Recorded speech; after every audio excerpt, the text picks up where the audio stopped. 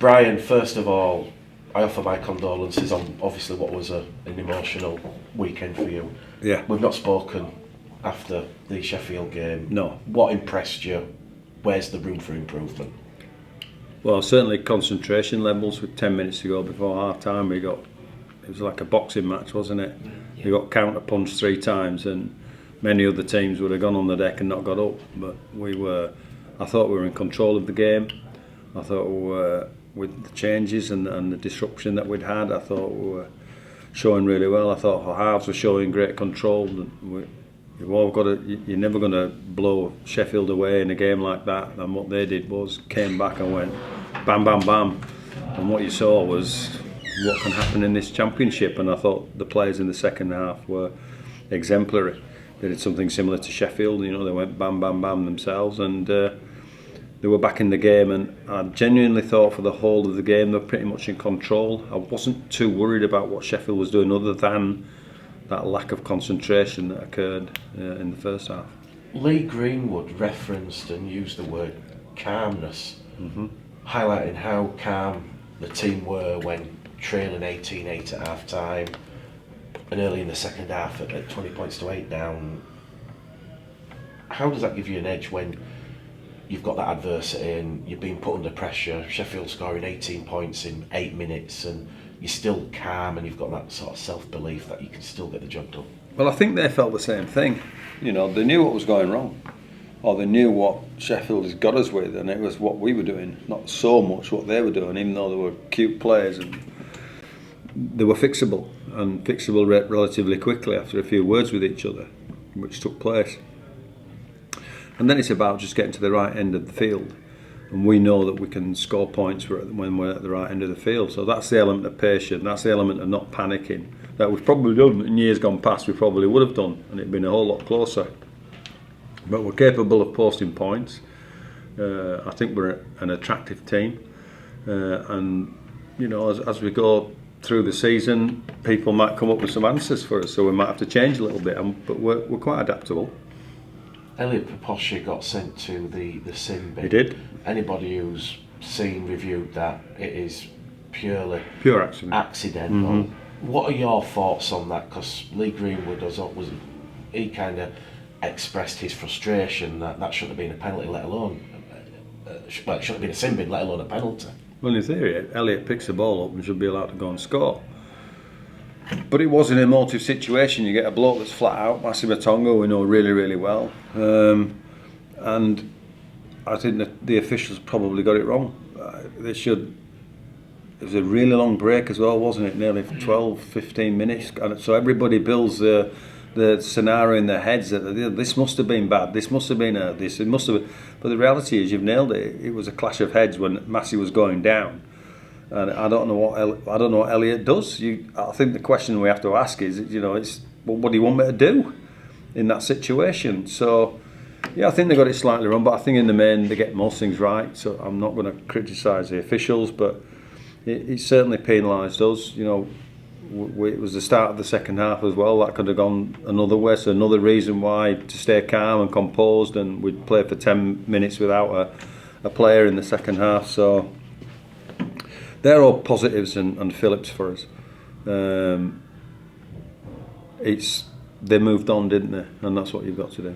When you look at the Elliot Proposci incident and then you see what happened at Magic Weekend with Lewis Murphy, I presume you've seen the footage of that. Yeah. What's your thoughts, Brian, who's been involved in rugby league for such a long time, where it's actually heading now? There's a lot of head coaches, a lot of players speaking out, frustrated with where the game is evolving into. Well, let's listen, because I think those two incidents are prima facie in saying that they're gonna be collisions in a contact sport like rugby league. It's so fast and furious and wild at times. The Lewis one, is ridiculous. I don't know, words fail me, but let's speak about it. I hope people are speaking out behind the scenes and says, well, there are some incidents what are you expected to do? You want him to compete for the ball. Well, he can't compete for the ball.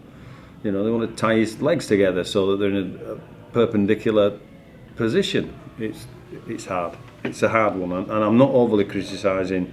There are some criteria that common sense has to take over from.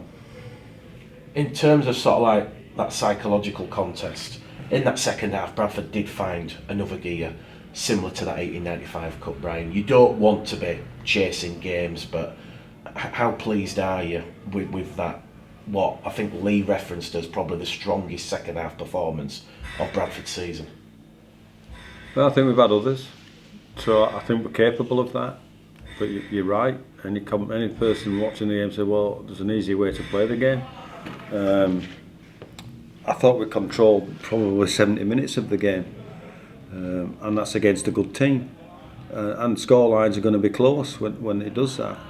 We might not always be able to turn that around if we give another team a leg up like that. They might find some more answers to get more vigorous and come out at us and take the mantle, if you like. So whilst it's great you do that, it shouldn't be a given. Player contributions like the last few games from Jordan Lilly have really stood out. How pleased are you with his progress, Brian? Well, he's a pretty decent player, and you can go back through all the things I've said about him. He has an influence on our team. He's having more of an influence now, as much of an influence, should I say, as he's ever done. But it wasn't on his own, you know. So Ocambo, Hooley, Blake, you know, Jimmy Meadows in a quite composed way. I thought the kicking game was a whole lot better that we managed to string together with some areas for improvement.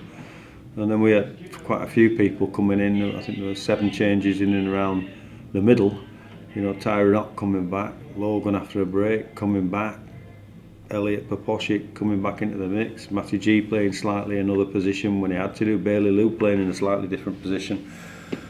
They're all signs that they pretty much know what they should be doing and when they should be doing it.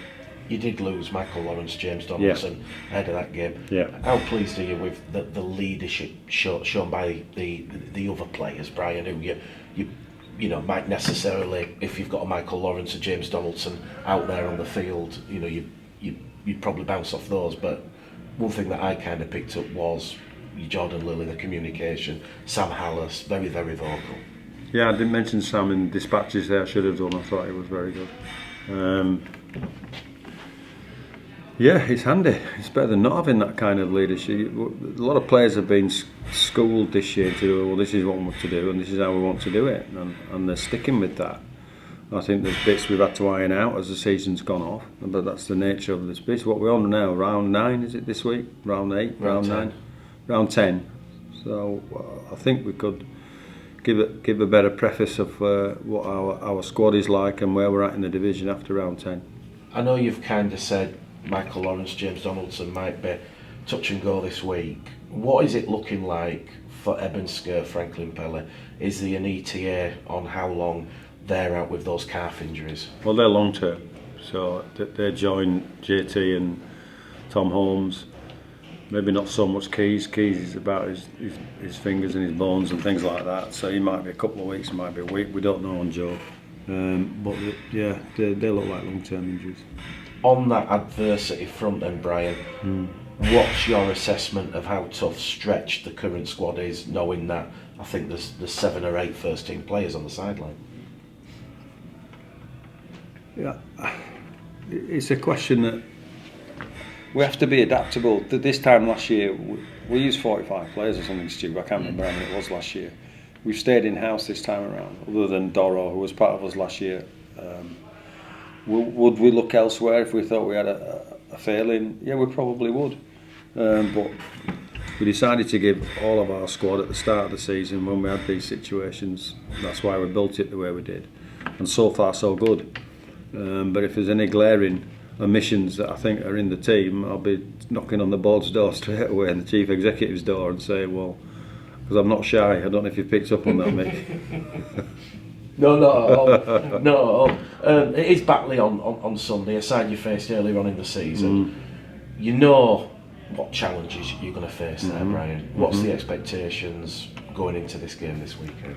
Not different, that we need to be better than we were there last time. Because I think they'll want to be better than when we were there last time. It was quite an emotional ending to the game. I remember that.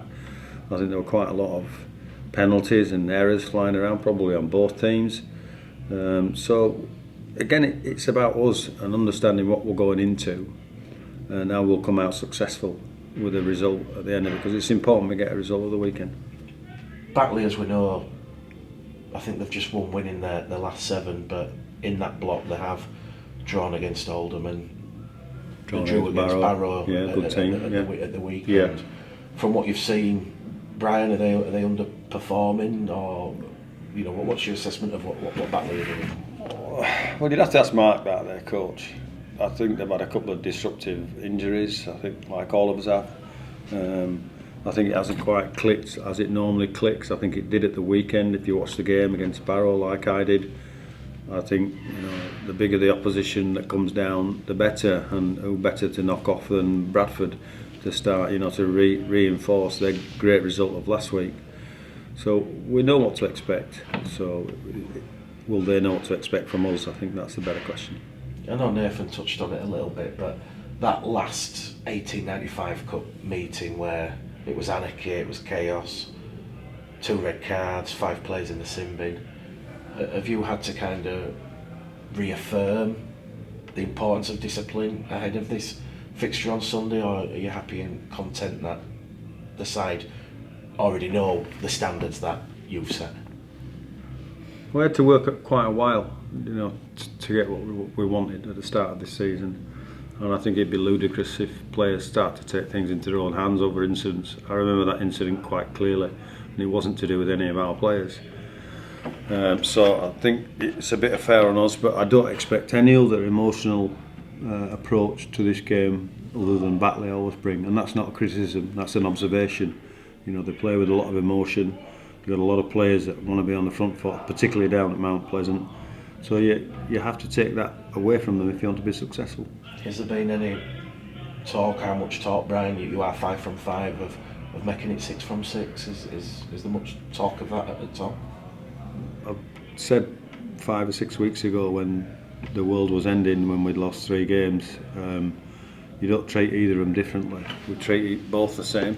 There are reasons why you get beat and there are reasons why you win.